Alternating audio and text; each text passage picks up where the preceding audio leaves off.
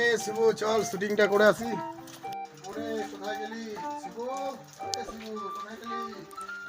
ওরে শিবু, হে শিবু কোথায় গেল ছেলেটা রে? দেখা কোথায় গেল শিবু?